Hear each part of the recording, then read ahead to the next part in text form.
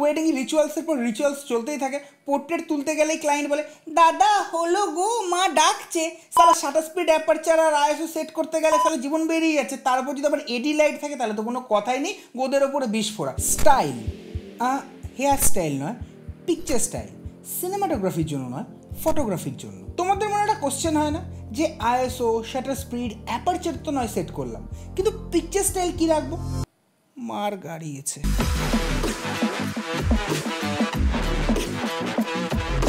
দেখো এই picture style আর hair স্টাইলের মধ্যে একটা কমন রিলেশন রয়েছে। কেউ বলে চুল, কেউ বলে হেয়ার, তো কেউ বলে তো কোনো কোম্পানি বলে পিকচার স্টাইল, কোনো কোম্পানি বলে পিকচার কন্ট্রোল, তো কোনো কোম্পানি বলে ক্রিয়েটিভ লুক। এবার তোমাদের মনে একটাই কোশ্চেন জাগবে যে ওয়েডিংয়ের জন্য বেস্ট পিকচার স্টাইল কি। তবে তোমাদেরকে আরও একটা কথা বলি, এই পিকচার স্টাইল না অ্যাকচুয়ালি কিন্তু কোনো কাজেই লাগে না। বেঞ্চের তাহলে কি ক্যামেরা কোম্পানিগুলো গান মারাতে প্রত্যেকটা ক্যামেরায় পিকচার স্টাইল অপশনটা দিয়ে রেখেছে? মাফ করনা, গুসসে মে ইধর উধর নিকল জাতা হুম। জানবো সব কিছু, তবে তার আগে চ্যানেলে যদি নতুন হয়ে থাকো তাহলে অবশ্যই সাবস্ক্রাইব করবে। আর ভিডিওর এন্ডে গিয়ে তোমাদের কাছে যদি এই ভিডিওটা ইনফরমেটিভ মনে হয় তাহলে অবশ্যই লাইক করবে। তো চলো প্রত্যেকবারের মতন শুরু থেকে জেনে নিই যে এই পিকচার স্টাইলটা কী জিনিস।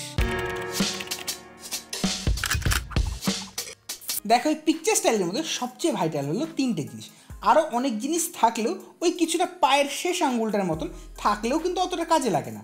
এই তিনটে মেন জিনিস হলো নাম্বার 1 কন্ট্রাস্ট, নাম্বার 2 স্যাচুরেশন এবং নাম্বার 3 শার্পনেস। প্রতিটা ক্যামেরা মডেলের প্রত্যেকটা পিকচার স্টাইলে এই তিনটে অপশান কিন্তু থাকবেই। কন্ট্রাস্টের কাজ হলো ডার্ক এরিয়াতে কালোর ভাগ কম বা বেশি করা। কন্ট্রাস্ট যদি বাড়ানো হয় তাহলে যে এরিয়াটা কালো সেই এরিয়াটা বেশি কালো হবে, আর কন্ট্রাস্ট যদি কমিয়ে দেওয়া হয় তাহলে যে এরিয়াটা কালো সেই এরিয়াটা কালো থেকে কিছুটা গ্রের দিকে যাবে। নিচের দিকে তাকিও না, ওটা কিন্তু গ্রে হবে না। স্যাচুরেশনের কাজ হলো কালারের ইন্টেন্সিটি, কালারটা কতটা রিচ হবে, কতটা ডিপ হবে সেই জিনিসটা কিন্তু নির্ভর করে এই স্যাচুরেশনের ওপর।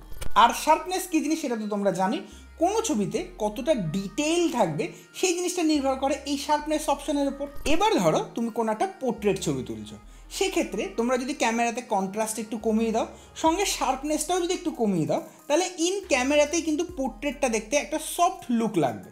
মানে তোমাকে আর স্কিন ফাইনার পরে মারতে হবে না, পোর্ট্রেটটা ইনস্ট্যান্ট ক্যামেরাতেই কিন্তু একটা সুন্দর সফট লুক ক্রিয়েট করবে। এবার ধরো তুমি গ্রুপ ফটোস তুলছো, তখন যদি তোমার ক্যামেরাতে শার্পনেসটা একটু বাড়িয়ে দাও, তাহলে দেখবে যে গ্রুপ ছবিটা তুললে অ্যাপারচার কিন্তু অবশ্যই তোমাকে সঠিক দিতে হবে।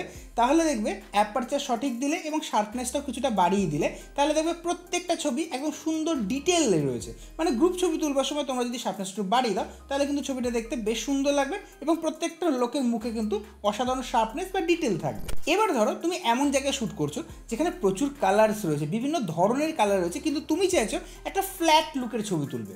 সেক্ষেত্রে তোমার যে স্যাচুরেশন যেটা রয়েছে সেটা একটু কমিয়ে দাও, তাহলে দেখবে যে ছবিটা তৈরি হবে সেটা ওভার স্যাচুরেটেড লাগবে না, মানে বহুত কালারফুল লাগবে না, একটুখানি ফ্ল্যাট লুক ক্রিয়েট করবে। এবার ধরো চাইছো কোনো ছবি একটু কালার পপ হোক, মানে রিচ কালার যেন দেয়, সেক্ষেত্রে তোমার ক্যামেরাতে কন্ট্রাস্টে 0 রাখলে এবং তোমাদের যে স্যাচুরেশন যেটা রয়েছে সেটা যদি এক্সট্রা একটু বাড়িয়ে দাও, তাহলে দেখবে যে কোনো ছবি বেশ পপ লাগছে, রিচ কালার লাগছে, প্রচুর কালার যেন একদম ছবিতে ভরে রয়েছে। সেক্ষেত্রে তোমাকে তাহলে স্যাচুরেশনটা একটু বাড়াতে হবে। তবে এবার একটা ভাইটাল কথা বলি যে কন্ট্রাস্ট যে জিনিসটা সেটা কিন্তু প্লাস করা উচিত না। কারণ কি, কন্ট্রাস্ট যদি বাড়াও তাহলে যে কোনো ছবিতে কালোর ভাগটা বেড়ে যাবে, আর কালো এরিয়াতে মানে এক্সট্রিম কালো এরিয়াতে কিন্তু কোনো ডিটেল থাকে না, সেম আবার কিন্তু এক্সট্রিম হোয়াইট এরিয়াতেও কোনো ডিটেল থাকে না। তো কন্ট্রাস্ট যদি বাড়িয়ে দাও তাহলে যে কোনো ছবি কালো হয়ে যাবে বলেছি, ডার্ক এরিয়াটা মোর ডার্ক হয়ে যাবে, মানে ব্ল্যাক হয়ে যাবে, সেক্ষেত্রে কিন্তু সেই জায়গায় কোনো ডিটেল থাকবে না। তার থেকে তুমি যদি একটু কন্ট্রাস্টটা কমিয়ে যদি তোলো তাহলে যেই জায়গাটা কালো থাকছে সেই জায়গাটা ডিটেল থাকছে। তোমার যদি মনে হয় এক্সট্রিম ডার্ক করবার জন্য তুমি কিন্তু পোস্ট প্রসেসিংয়ে নিয়ে এসে কিন্তু তুমি সেই জায়গার কালোটা বাড়াতে পারবে, মানে কন্ট্রাস্টটা তুমি বাড়িয়ে দিলেই কিন্তু সেই জায়গাটা কালো হয়ে যাবে। তো কন্ট্রাস্ট আমার মতে মনে হয় যে খুব বাড়িয়ে তোলা উচিত না, 0 বা মাইনাসে রেখে কিন্তু শ্যুট করা উচিত। এবার বলি ওয়েডিংয়ে কি পিকচার স্টাইল রাখবো। যদি ওয়েডিং রিচুয়ালসের পর রিচুয়ালস চলতেই থাকে, পোর্ট্রেট তুলতে গেলেই ক্লায়েন্ট বলে দাদা হলো গো মা ডাকছে, সালা শাটার স্পিড অ্যাপারচার আর আইএসও সেট করতে গেলে সালা জীবন বেরিয়ে যাচ্ছে। তারপর যদি আবার এডি লাইট থাকে তাহলে তো কোনো কথাই নেই, গোদের ওপরে বিস্ফোরা। সেখানে আবার পিকচার স্টাইল ভাববার জন্য সময় আছে নাকি? তার জন্য প্রত্যেকটা ক্যামেরা কোম্পানি তাদের নিজস্ব কিছু প্রিসেট দিয়ে রেখে দিয়েছে, যেমন standard, neutral, portrait, etcetera etcetera etcetera. তোমরা যেখানে যে ধরনের শ্যুট করছো সেইখানে সেই ধরনের তোমরা একটা পিকচার স্টাইল সেট করো, তারপর তোমরা শ্যুট করো, কোনো চাপ নেওয়ার দরকারই নেই। তবে তোমরা যে কোনো পিকচার স্টাইলে ঢুকে কিন্তু নিজেদের ইচ্ছে মতন কালার তৈরি করতে পারবে। ধরো তুমি স্ট্যান্ডার্ডে রয়েছো, তার ভেতরে আবার ঢুকে তুমি কন্ট্রাস্টটা কমিয়ে দিতে পারো, স্যাচুরেশনটা বাড়াতে পারো বা শার্পনেসটা কমাতে পারো, নিজেদের এক্সপেরিমেন্ট করে নিজেদের ইচ্ছা মতন একটা কালার স্টাইল তৈরি করতে পারো। তাহলে কিন্তু দেখবে ছবিটা দেখতে কিন্তু অনেকটা সুন্দর লাগছে। এবং একবার চেঞ্জ করার পর তোমাদের আবার যদি ব্যাকে আসতে হয়, তাহলে প্রত্যেকটা ক্যামেরাতে একটা সুন্দর রিসেটেরও অপশান দিয়েছে। তোমরা জাস্ট রিসেট করে কিন্তু আবার যে ক্যামেরাতে যে অরিজিনাল স্ট্যান্ডার্ড মোড বা অরিজিনাল পোর্ট্রেট, অরিজিনাল ফ্ল্যাট, সেটাতেও ব্যাক করে আসতে পারবে।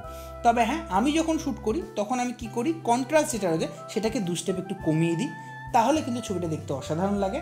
মাঝে মাঝে আমি শার্পনেসটা বাড়াই, আবার মাঝে মাঝে শার্পনেসটা একটু কমিয়ে দিই। যখন আমি পোর্ট্রেট তুলি তখন হয়তো শার্পনেসটা আমি একটু কমিয়ে দিই, আবার যখন গ্রুপ তুলছি তখন আমি শার্পনেসটা সামান্য একটু বাড়িয়ে দিই। তবে তোমাদের স্টার্টিংয়ে একটা কথা বলেছিলাম, মনে আছে? এই পিকচার স্টাইল না অ্যাকচুয়ালি কিন্তু কোনো কাজেই লাগে না।